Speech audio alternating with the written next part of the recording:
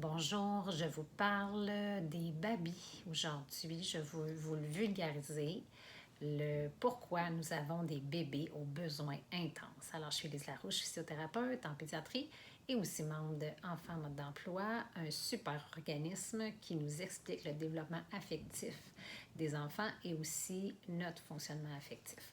Alors, j'ai eu l'idée de faire cette capsule-là. Je prends souvent mes idées avec des discussions de parents ou des sujets qui passent sur Internet.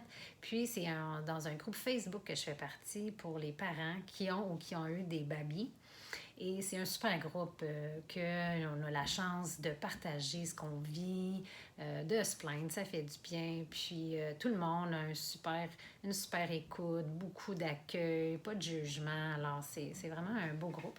Puis hier, il y avait une maman Marianne qui a décidé de faire un sondage qui se questionne pourquoi, c'est quoi le lien entre nous tous, ces parents qui avons des bébés qui pleurent beaucoup et qui passent un sondage aux parents. Fait que c'est super, tout le monde a répondu à son sondage qui sort plein de faits qui ressortent souvent chez les parents.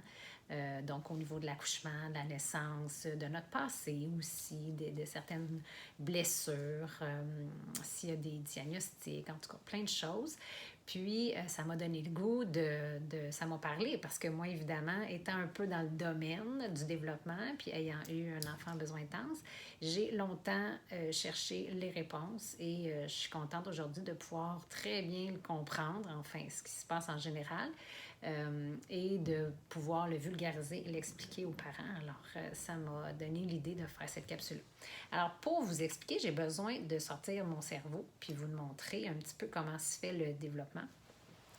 Donc, ici, il y a la partie basse du cerveau. Quand le bébé vient au monde, là, c'est la partie qui est fonctionnelle. C'est ici que se situent les fonctions pour la respiration, les cycles hormonaux, le fonctionnement, bref, du corps, là, des organes de base avec plein de fonctions de base. C'est ici les réflexes primitifs, le mouvement du corps, les réflexes.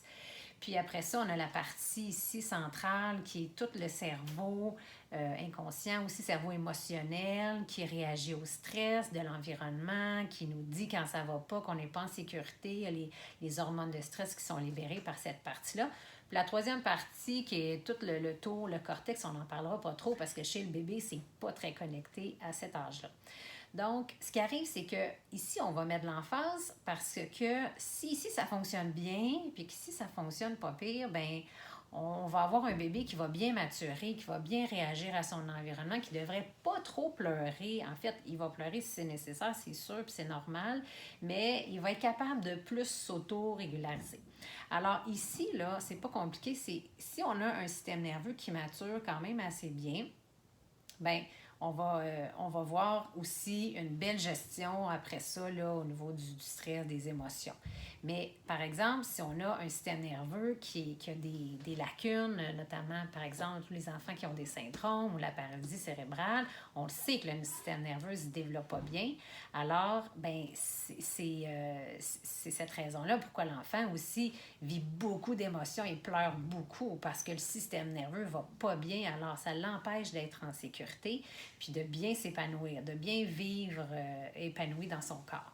Alors, c'est important d'accompagner cette partie-là. C'est pour ça que moi, je m'occupe beaucoup des réflexes primitifs parce que c'est ici qu'ils se situent. Donc, si on les accompagne comme il faut, on s'occupe de la maturation neurologique, donc une partie qui va bien. Après ça vient la grosse partie qui n'est pas banale, la gestion du stress.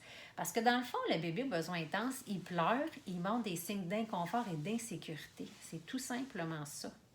Donc, il pleure. Il est juste en train de nous dire que ça va pas, là, je vais pas bien. Après ça, c'est de savoir bien, pourquoi il va pas bien. C'est pourquoi il ne se sent pas en sécurité. Est-ce que c'est dans l'environnement qu'il ressent qu'il y a du stress? Est-ce que c'est son parent qui vit du stress? Est-ce que ça peut être au niveau biochimique? Hein? Il y a l'alimentation aussi qui va nous faire sentir des inconforts, de l'irritabilité. C'est sûr qu'il y a un lien aussi avec les parties basses parce que si je ne mature pas bien dans mes réflexes, dans mon corps, j'ai plus de difficultés à accepter des irritants venant de la nourriture, de certains nutriments qui passeraient dans le lait, tout ça. Alors, mais grosso modo, ici, il faut vraiment arriver à sécuriser le bébé ou du moins, premièrement, de comprendre qu'est-ce qui l'irrite dans l'environnement. Fait qu'il faut pas chercher trop loin. C'est qu'il faut le mettre en sécurité, il faut le sécuriser, il faut l'apaiser. Puis, des fois, ça va passer aussi par aller s'apaiser, nous, le parent. Parce que si nous, on n'est pas en sécurité, puis c'est palpable, mais l'enfant le sent, puis c'est comme ça que là, il réagit à son environnement. Donc, son système nerveux, comment il est en train de se développer au niveau de son corps. Ça va vous donner un indice si ses fondations sont en place pour bien accueillir après ça le stress. Puis le stress, bien, il faut trouver c'est quoi qui le stress, puis il faut sécuriser. Fait que ça, c'est sûr que des fois, ça nous demande un petit peu plus de recherche, mais grosso modo, c'est ça qui arrive après ça, le bébé a les réactions en conséquence. Fait que ce qu'on veut, là, dans le fond aussi, moi, ce que j'espère, c'est que dans le futur, on soit très nombreux à passer ces messages-là, puis à accompagner les parents à bien comprendre leurs enfants, puis à bien se comprendre pour que tout le monde se sente en sécurité, puis que ça se passe bien cette période-là. Parce que dans le fond, cette hypersensibilité-là de l'enfant, c'est pas un trouble. Je dirais même c'est une force. C'est une force d'être sensible puis de sentir bien notre environnement, les gens, nos parents, si nos parents se sentent bien ou moins bien, de pouvoir sentir ça. Moi, je trouve que c'est une force. C'est souvent les mots que j'utilise.